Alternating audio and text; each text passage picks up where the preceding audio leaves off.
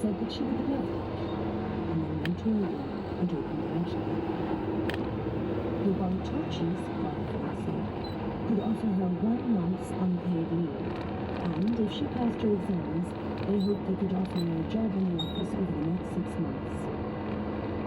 She left the letter on the bed and went upstairs to find her tea, almost cold.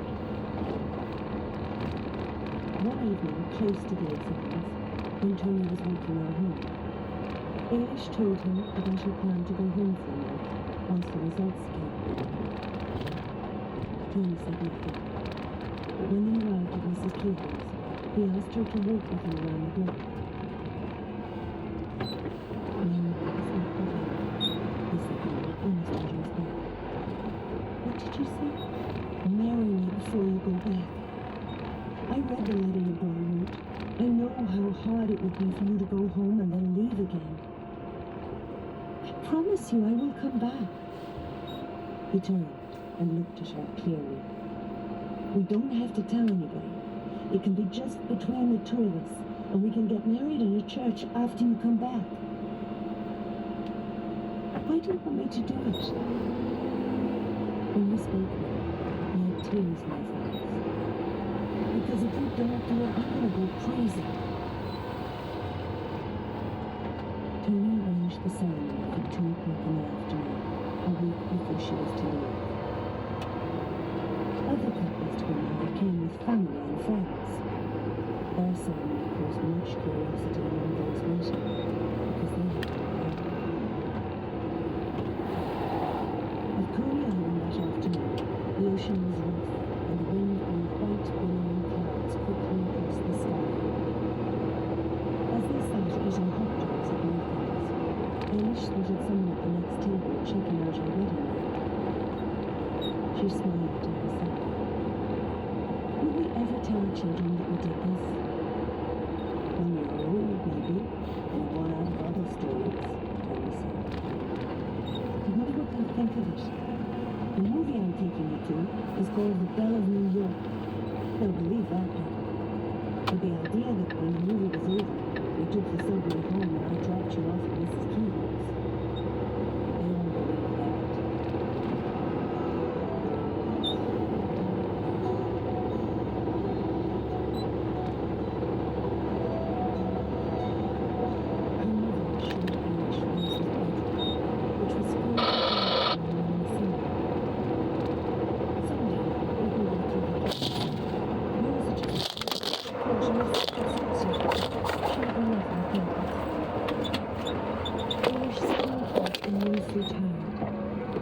She should go to bed, but she knew that her mother had been planning this moment when they would both stand in this doorway together and contemplate the room.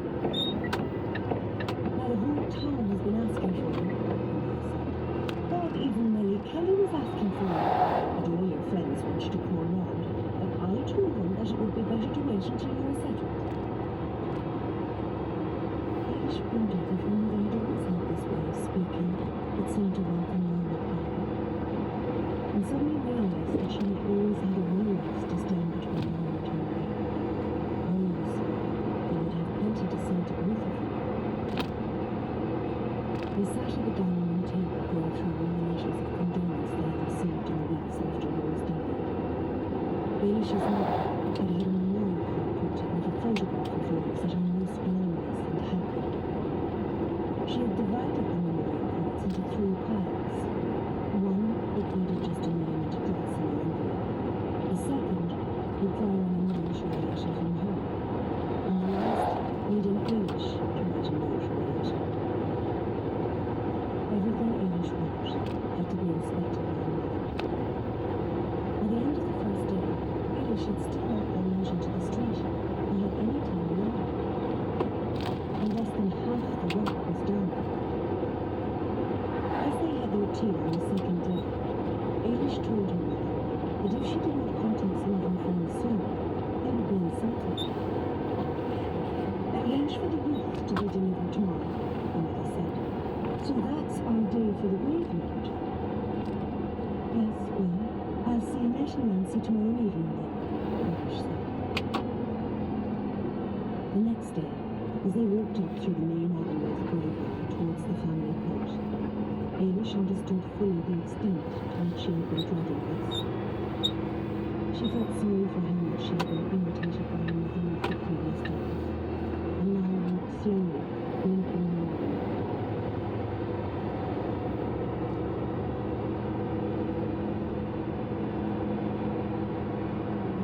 Rose was below the earth, surrounded by darkness, almost impossible to go. She tried to think about her sister when she was alive, the light in her eyes, her voice, her way of putting a cardigan over her shoulders if she felt a draft. Ailish concentrated on Rose's spirit and tried to keep her mind from dwelling on what was happening to Rose's body just beneath her in the damp clay. That evening, when Nancy and Annette called, Ailish noticed Nancy's engagement ring immediately. Nancy explained that she hadn't wanted to write to Ailish about it because of Rose. But it's great you'll be here for the wedding. Your mother is delighted. When is the wedding? On Saturday, the 27th of June. But I'll be coming back, Ailish said. And I began to her the tea bottles and cakes. There you are now, she said. It's lovely to see you both. Poor Ailish was fed up with her old mother. And look forward to the wedding, Nancy. We have to get the best of Stonefish. That's what Rose would want. She left the room before any of them could speak. Nancy looked at Ailish and shrugged. We have to go now. Ailish decided that she would stay a few extra weeks and hoped that no one in Bartocci's would object too strongly. They're very important because mangrove forests produce more oxygen than any other type of forest in the world. They're also essential for our local community because they act as a natural buffer against the storms, tsunamis, and coastal erosion. For people who've never seen them, can you describe what they're like?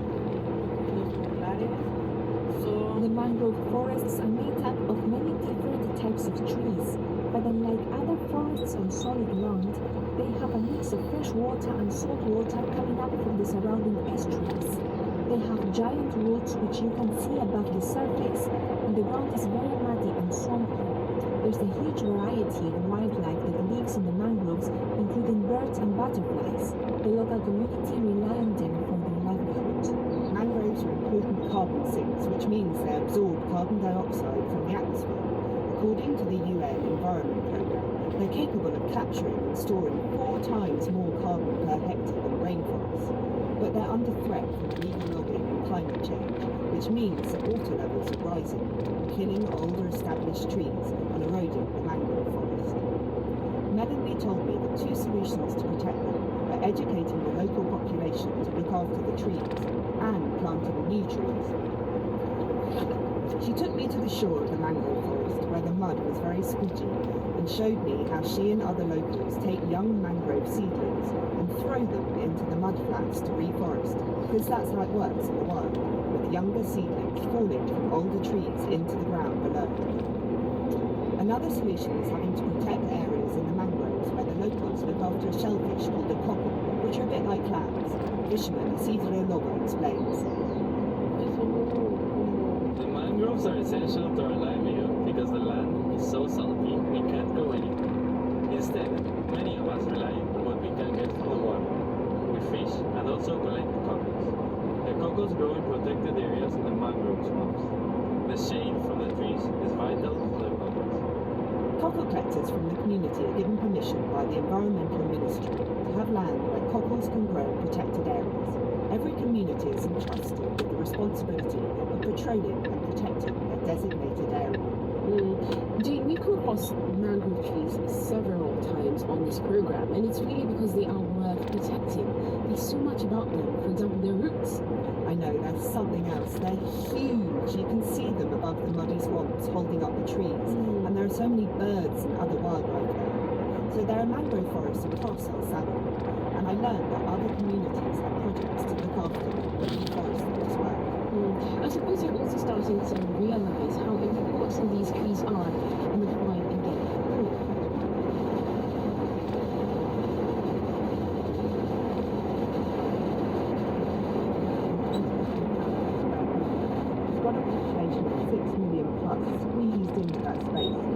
means that the precious little forests they have are often cut down for farming or housing. But Jane, I know that there's another solution they've found, one that involves a very popular drink that I personally had this morning. Yes, coffee. El Salvador grows a lot of it. Around 7% of the country is made up of coffee forests, as they're sometimes called. And given that they're pretty much the only source of forests in El Salvador, it's a big deal to protect them. There are 18,000 coffee producers, many of them small-scale farmers. They're seen as the custodians of the forest where they grow their coffee. Giancarlo Hampton and his wife Sophia come from generations of coffee growers. They own and run Apache Coffee and have 5 farms. Giancarlo showed me just why they're so important for climate change. We're here in Finca El Naranjito in Atacua, Huachapan, El Salvador. We're right high up in the hills. We're at about 1,300 meters and we're surrounded by mountains. This is the land of volcanoes as well, and they're just full of coffee plantations. Yes, this mountain range is called Capanega y La Matepec Mountain Range. This is where coffee started growing in El Salvador. This is the largest coffee producing area in the country. What makes this area so good for coffee growing? This area here receives a lot of rain during the year, approximately 3,000 millimeters of rain, and the microclimate that we have here and the soil is very special for growing coffee. But this isn't any kind of coffee, it's shade-grown coffee, which means it grows under a canopy of different types of trees, and some of them are over 100 years old. Jan drove me down the mountains to visit another one of his coffee farms. What we try to do here is to have 2 or 3 levels of shade, trees that can grow up to maybe 30, 40 meters, and then we have a lower level of shade that can grow, or we let them grow 3 or 4 meters tall. What we do with this is we prune it every year to let the coffee have its sun to produce the fruit, and then during the rainy season it grows again to protect the coffee cherries for the ripening. Because the farmers need them to grow their shade-grown coffee, they make sure that they look after the trees in the forest and plant new trees for the canopy every year, as well as more plants. Jan took me to El Recreo, which is the lowest level altitude farm he owns.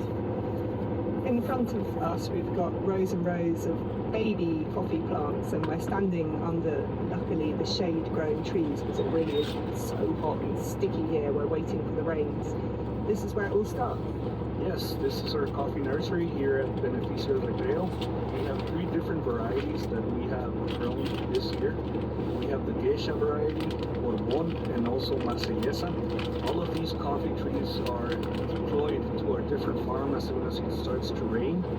We're going to plant approximately 75,000 coffee trees this year and roughly 2,000 shade trees.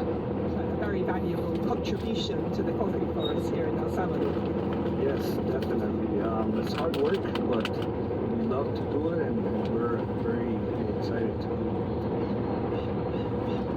The coffee forests are also crucial for protecting biodiversity. We were nearly deafened by the crickets, and as Jan explains, they're home to a huge range of plants, insects, and animals. We have small mammals, we have raccoons, we have a bunch of species of butterflies, bees, and all sorts of insects. Scarcity of water is a huge issue in the country, and Jan is convinced that the coffee forests are a vital source of water for the population. So we receive 2,000 millimeters of rain every year, and the coffee farms are the ones that retain all this water and filter all this water to our communities and rivers. And basically without the coffee farms, we wouldn't have water in this country. The forests act as important places to store the water because with their leaves on the ground and roots, they capture rainwater that then drains into streams and lakes, which goes on to provide water for people living in El Salvador. So looking after them is vital. It certainly sounds like he enjoys his work, and I hope you got to taste some of the varieties he was talking about, Jane. I did. I was really lucky. I did a kind of wine tasting for coffee. So I got a delicious cup of coffee, and I learned about different flavours to look out for. They have things like hints of vanilla, chocolate, and even orange. I think I would be a vanilla coffee type of girl. I mean, and so just about the solution here. The coffee forests help because one, they're stopping trees from being chopped down. They're also protecting biodiversity and acting as a place to store water for local people, right? Yeah, absolutely, that's right. So they're really important. But one thing I did see, it's tough for the farmers because growing coffee in the shade is more expensive than normal coffee growing techniques. As you heard, they have to look after the forests and plant more trees and coffee. But a lot of them, like Jang, continue doing it because they're so passionate about the land. Well, it's always good to hear the community getting involved in the solution. So thank you for what we've had today, Jane. Thank you, always a pleasure. Some great ideas from small communities across El Salvador that are trying to make a difference. And maybe you've come across some other projects where you live that are trying to do the same thing. If so, I would love to hear about them.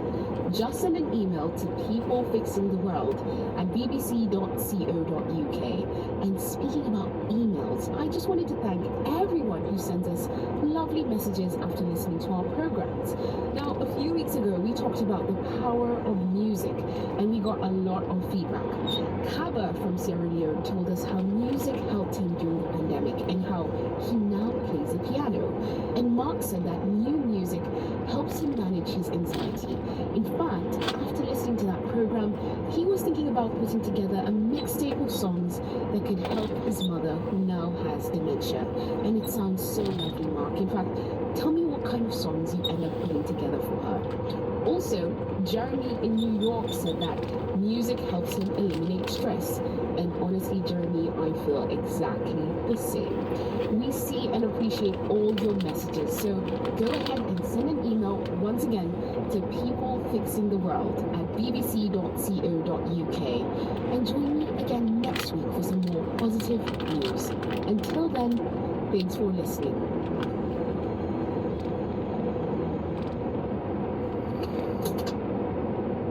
This is the BBC World Service, investigating the stories the world is sharing. A lot of people with chronic illness do have bad mental health, and they're exploiting that fact. Harmful or harmless, fact or fiction. It received 8.3 million reviews. This thread is made up. BBC Trending is back, getting to the bottom of what's being liked and shared online. When I tried to dig deeper and ask more questions, it didn't take long until they began talking about how eventually they believe that it's all controlled by Russia. In the new series, we examine claims of Russian meddling in Polish farming protests, AI's role in the quest for true love, and we begin with the people going online in the hunt for long COVID treatments. The white blood cells with antibodies don't really care that much what your state of mind is. Join me, Rachel Schreier, as I uncover the truth. BBC Trending at bbcworldservice.com or wherever you get your BBC podcasts. Next on the BBC World Service, the school in Thailand where the children set the rules. Baby Jet, the first woman to represent Ghana at the Olympics. How the pyramids were built and why water was crucial. And does reading a book really make you cleverer? The stories you chose with your clicks, comments, shares and plays. With me, Anna Doble, in Pick of the World after the news. BBC News with Neil Nunes. Palestinian officials in southern Gaza say an Israeli airstrike has hit an area for displaced civilians near Rafah, killing at least 35 people. Israel's military said it had targeted a Hamas compound. Member states of the World Health Organization will gather in Geneva today to discuss how to prepare the planet for future pandemics, but hopes of finalizing a treaty are low, aimed at correcting mistakes made during the COVID-19 outbreak. New research has found that more than 300 million children worldwide have been exposed to online sexual abuse and exploitation over the past year.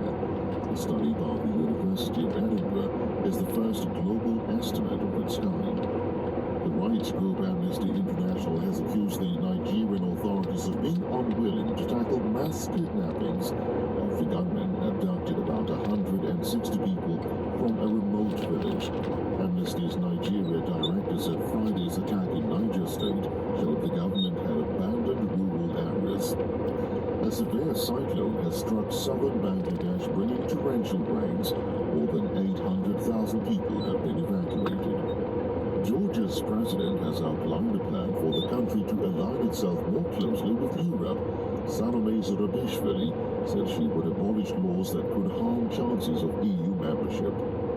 A beach owned by a Christian group in the US state of New Jersey has opened to the public on a Sunday morning for the first time in more than a century and a half.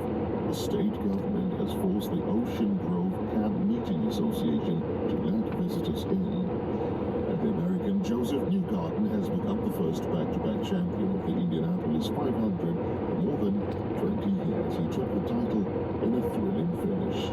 BBC News.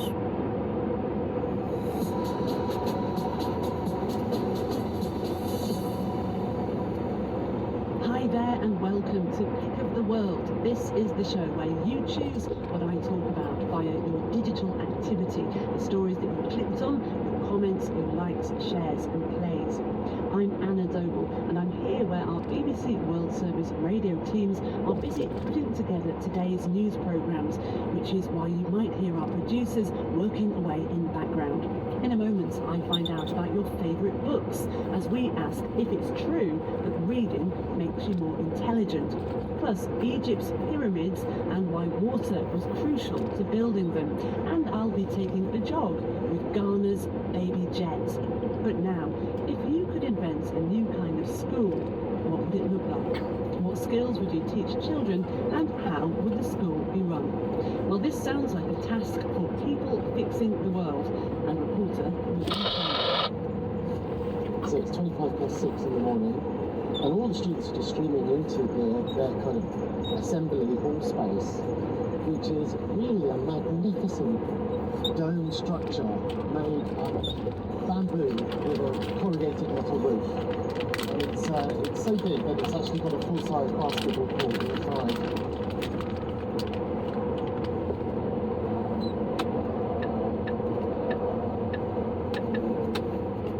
All 150 children at the school sit cross-legged on the floor and say a prayer together. Then there's a couple of minutes of silence. The head of the student council makes an announcement saying that the BBC are at the school, and there's a moment when anyone can stand up and say something. Then the students all line up, and about 6 of them take the register and check everyone's hands are clean and their uniforms tidy. The next part of preparing for the school day is given over to Tina. This is 18-year-old Toon, the head of the student council. So after they dismiss from the assembly in the morning, so they have to go to each stones and clean the campus because the schools don't have workers to clean our schools. Before I was a naughty good child, and when I come to the school, I start to change my mindset. Like sometimes we cannot go and have fun all the time. We should have work to do. Next, it's breakfast. Again, the students run the show. The school does employ a cook, but that's all they do, cook. So the students and the teachers eat together, and after the meal's finished, everybody has to wash up their own plate, even the director of studies. Finally, it's time for lessons, and suddenly things feel a lot more familiar. A teacher stands in front of a class of children sitting at their desks, although this particular class seems to be having a pretty good time talking about interest rates. Yeah.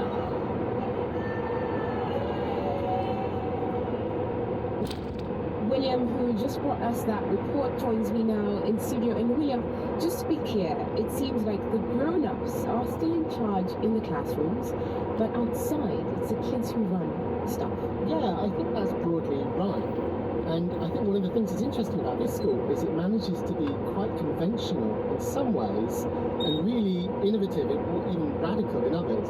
So for example, every child does 2 hours of community service every week. And William, this is a private school, which sometimes can mean they're very expensive. Yes. How much do the kids have to pay? Well, this is the radical thing, is the kids don't pay anything.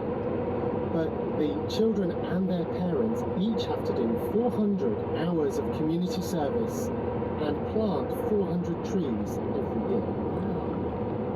Our Instagram video on this story has captured the attention of a huge number of you.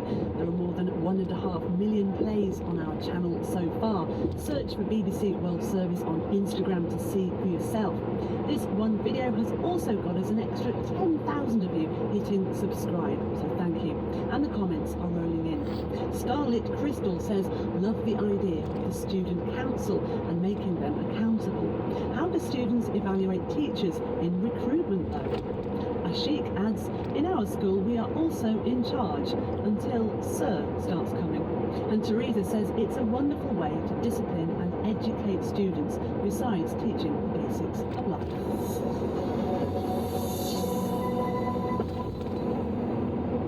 Right then, what is the latest book that you've read that you just couldn't put down? Too many to choose from?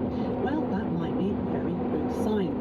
Miyako Ikeda is from the Organisation for Economic Cooperation and Development, better known as the OECD, and has been chatting to our More or Less programme about the power of reading. It may not come as a surprise to hear that students who reported a high level of engagement in reading had higher literacy scores.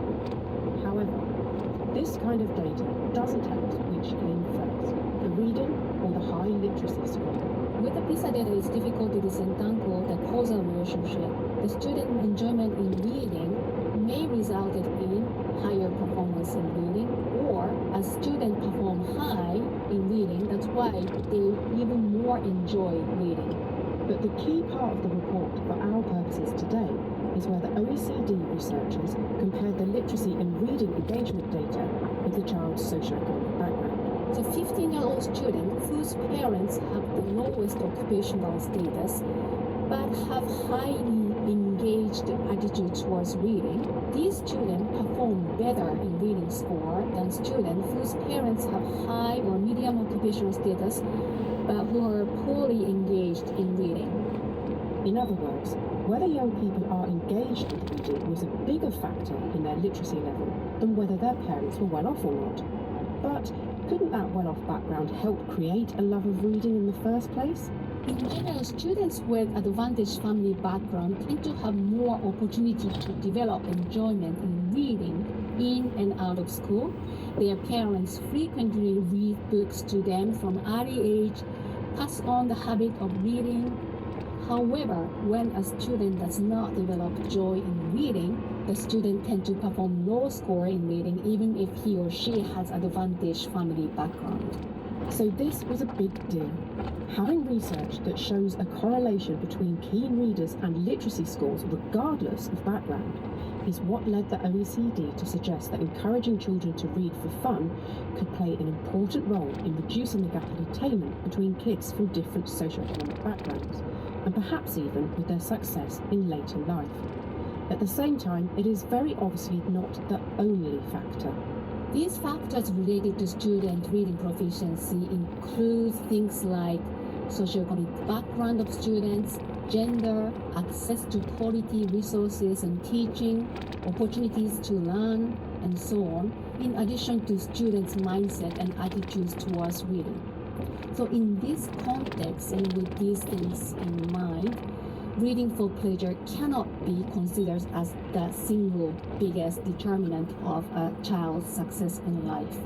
Well, if you read the small print on this one, as ever, it's a bit more complicated. Books are not the single biggest factor, but reading is significant because unlike your economic or your educational background, this is something that you can change. On our Facebook page, we asked you what your favourite books were when you were growing up, and more than 700 of you have left a comment. And our stats show us that many thousands of you have also been tuning in to listen to the programme too. Marley responded with this. So many favourites, but my all-time favourite is The Chronicles of Narnia by C.S. Lewis. I've read the books with my daughter as well. Hopefully I'll read the series to my grandkids someday. And Mary in the US chose Beatrix Potter's classic children's books.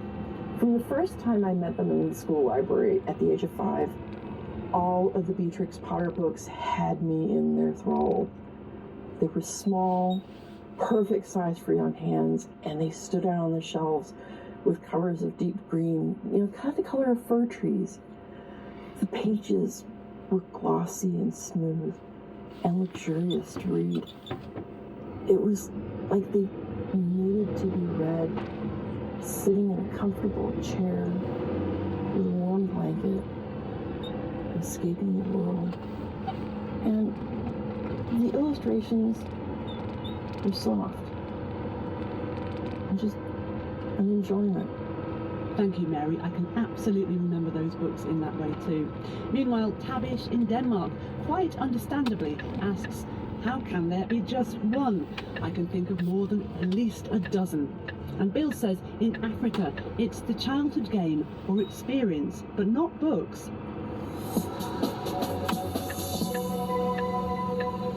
Now, a long-buried branch of the Nile River that once flowed beside Egypt's famous pyramids could be the clue to how those amazing structures were built. This clip from our NewsHour programme was among our biggest reaches this week on Facebook. It popped up in nearly 200,000 of your feeds. Here's Tim Ralph, Associate Professor in Environmental Science at Macquarie University in Sydney in Australia. Over time, over many thousands of years, the river moved away across the floodplain to its present position now. So it's effectively the old. That's right.